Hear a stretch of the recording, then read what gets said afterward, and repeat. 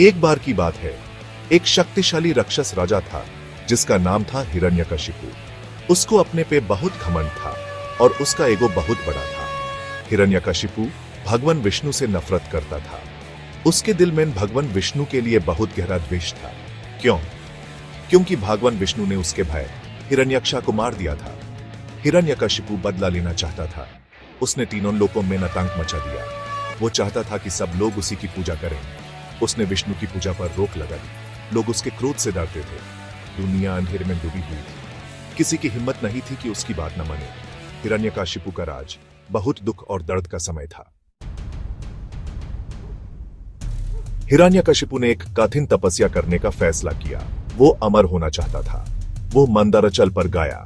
वो एक टांग पर खड़ा हो गया। उसने अपने हाथ आसमान की तरफ उठाए। सालों तक वो गहरी ध्यान में डूबा रहा। उसने कठिन मौसम और भूखा प्यासा रहकर तपस्या की। अंत में ब्रह्मा जी उसके सामने प्रकट हुए। ब्रह्मा जी ने कहा, मैं तुम्हारी तपस्या से प्रसन्न हूं। मांग लो, तुम्हें क्या वरदान चाहिए? हिरण्यकशिपु ने एक शैतान हंसी के साथ अमर होने का वरदान मांगा। ब्रह्मा जी ने अपना सिर हिलाया और कहा, यह संभव नहीं है। तब हिरण्यकशिपु ने कहा, तो मुझे यह वरदान दो कि मुझे किसी भी मनुष्य या जानवर से मर न सके, न दिन में, न रात में, न घर के अंदर, न बाहर, न किसी शस्त्र से, न किसी तत्व से। ब्रह्मा जी अपने वचन से बंधे हुए थे, इसलिए उन्होंने उसे यह वरदान दे दिया। हिरण्यकशिपु का एक बेटा था जिसका नाम था प्रहलाद। प्रहलाद अलग था। बचपन से ही वो भगवान विष्णु का भक्त था। ये बात हिरण्यकशिपु को बहुत क्रोधित करती थी। यूं से समझ नहीं आता था कि उसका बेटा विष्णु की भक्ति क्यों करता है। उसने प्रहलाद को विष्णु से दूर करने की कोशिश की। उसने अपने बेटे को सबसे अच्छे गुरुओं के पास भेजा। उन्होंने प्रहलाद का मन दुनियादारी ज्ञान से भर दिया, लेकिन प्रहलाद विष्णु का भक्त बना रहा। हिरण्यकशिपु का गुस्सा बढ़ता गया। उसने अपने बेटे को अपने वश में करने के लिए हर ट्रिक अपनाई, लेकिन प्रहलाद को हर चीज में विष्णु ही दिखाई देते थे। एक दिन हिरण्यकशिपु ने प्रहलाद को बुलाया। उसने प्रहलाद से पूछा, बताओ, इस ब्रह्मांड में सबसे शक्तिशाली कौन है? प्रहलाद ने बिना झिझके जवाब दिया, भगवान विष्णु सबसे शक्तिशाली हैं। यह सुनकर हिरण्यकशिपु क्रोधित हो गया। उसने चिल्लाकर कहा, तुम्हारी हिम्मत कैसे हुई मेरी बात का विरोध करने की? मैं सबसे शक्तिशाली हूं। प्रहलाद शांत रहा। उसने कहा, पिताजी, विष्णु हर जगह है। वो सृष्टि के कण कण में है। हिरण्यकशिपु का गुस्सा 7वें आसमान पर पहुंच गया। उसने अपने बेटे को सजा देने का फैसला किया। उसने अपने सैनिकों को प्रहलाद को मार डालने का आदेश दिया। सैनिकों ने प्रहलाद को अलग अलग तरीकों से किलने की कोशिश की। उन्होंने उसे पहाड़ से फेंक दिया। उन्होंने उसे हाथियों के पैरों तले कुचलवाने की कोशिश की। उन्होंने उसके खाने में जहर मिला दिया, लेकिन हर बार भगवान विष्णु ने अपने भक्त की रक्षा की। प्रहलाद को कोई नुकसान नहीं रिचदा। विष्णु में उसका विश्वास और मजबूत होता गया। हिरण्यकशिपु हैरान था। वो प्रहलाद को किलने के लिए और भी दृढ़ हो गया। उसने अपनी बहन होलिका को बुलाया। होलिका के पास एक खास शॉल थी। यह शॉल उसे आग से बचाती थी। हिरण्यकशिपु ने एक दुष्ट योजना बनाई।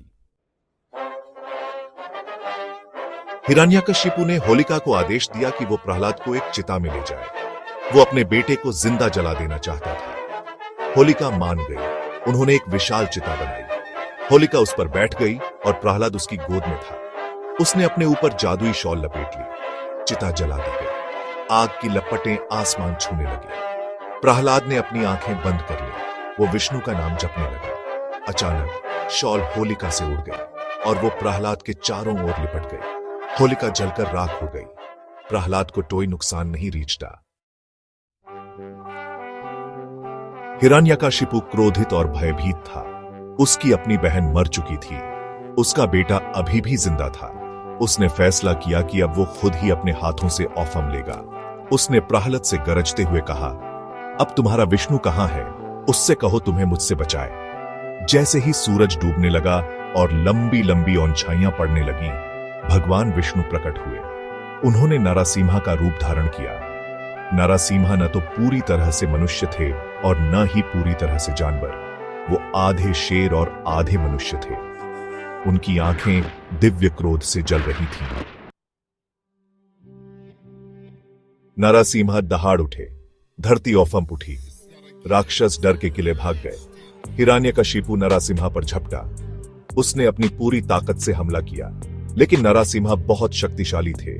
उन्होंने हिरण्यकशिपु को पकड़ लिया। वो उसे महल के द्वार पर ले गए। ये जगह न तो अंदर थी और न ही बाहर। संध्या का समय था, न तो दिन था और न ही रात। नरसिम्हा ने हिरण्यकशिपु को अपनी गोद में रखा और अपने तेज पंजों से उन्होंने उस राक्षस राजा के टुकड़े टुकड़े कर दिए। हिरण्यकशिपु की मृत्यु के साथ ही पूरी दुनिया में खुशी छा गई। अत्याचार खत्म हो गया। प्रहलाद को नायक के रूप में सम्मानित किया गया। वो राजा बना। उसने बुद्धिमानी और न्याय से राज्य किया। उसने भगवान विष्णु का संदेश फैलाया। नरसिम्हा की कहानी हमें एक बहुमूल्य सीख देती है। यह हमें विश्वास और भक्ति की शक्ति दिखाती है। यह हमें याद दिलाती है कि बुराई पर अच्छाई की हमेशा जीत होती है और यह कि सबसे मुश्किल घड़ी में भी भगवान हमेशा अपने भक्तों के साथ होते हैं।